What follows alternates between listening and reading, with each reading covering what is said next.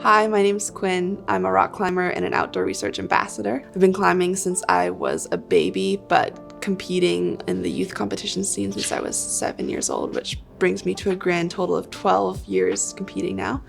And I'm here to answer your questions today. The first question is, what motivated you to train hard from a young age? Which is a very interesting question to me because I think the best answer is that I didn't train hard from a young age, which I think is super important and the reason that I've kept climbing for so long.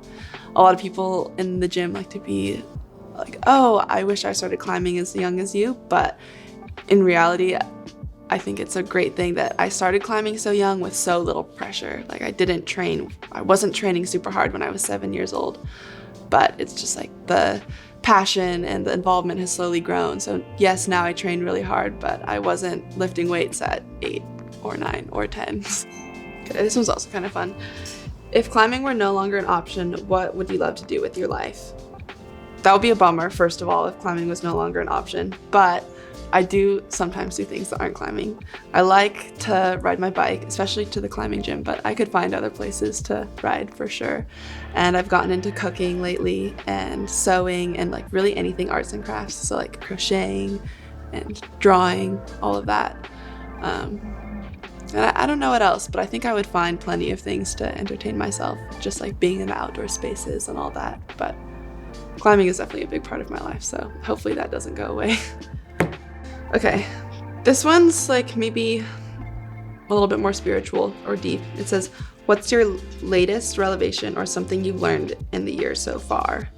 Which I don't think I have an answer for exactly, but at least in climbing, it's cool because it's always evolving for me as a sport just around me, because now it's an Olympic sport and harder things are getting climbed like every day, it seems like, but also just for me, the way I experience climbing, it's always changing. Like this year is my first year doing the World Cups, and so I've gone from this stage where I'm really comfortable and I know what to expect, and now I'm on this world stage where I don't really know what to expect. So it's been cool to be humbled again in a sport that I'm so used to, and I guess, yeah, it's fun. This year's a big learning year for me, and I'm excited to see what it has to offer.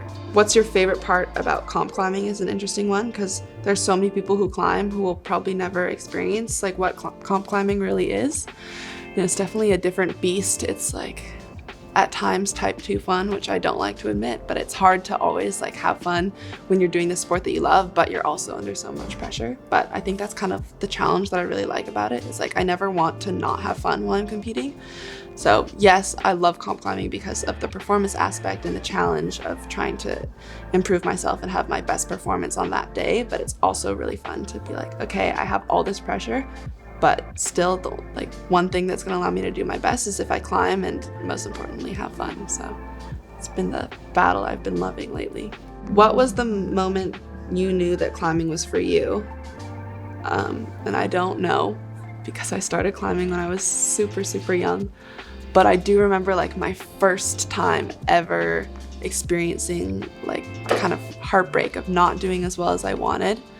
And I must have been 9 years old and I still remember it, and I think it just kind of like keeps me coming back, just wanting that, I guess, perfection, but recognizing that climbing and athletics and competing is always going to be imperfect, so striving for something that is maybe unattainable, but it definitely keeps me hungry for more. Spicy chicken nuggies or regular chicken nuggies? My answer is that I don't eat chicken. But I think spice in general is better, more flavor. We like that. And if they had a tofu version, I would go for the spicy for sure. Question is best breakfast, and I'm gonna have to go with Kodiak cakes. Been really psyched on them. I've mastered my microwave bowl pancake. Some Kodiak cakes in a bowl, and you microwave it. Pretty simple, but it's good. Favorite climbing move, and then the examples for this are a toe hook or drop knee. But I guess this isn't really a climbing move, but I call it froggy. I have really flexible hips and it allows me to stay super close to the wall, which is like very valuable in climbing. So I guess that's my favorite climbing move. I don't know if it's been coined yet, but if not, I'm going to right now. It's called the froggy. I have the question, how many bucket hats you got? And that's a loaded question because I love bucket hats and I'm been very grateful to have the opportunity to design some bucket hats with outdoor research, and we definitely have some fun things in the works, so keep your eyes out. But to answer the question, I have a lot of bucket hats. Advice for beginner climbers.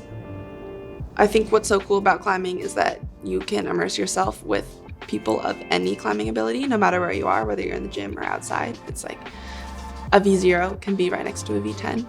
So just don't be shy. Like, you may be a beginner, but we all have the love for the same sport. So just immerse yourself in it, try and learn as much as you can, and enjoy it.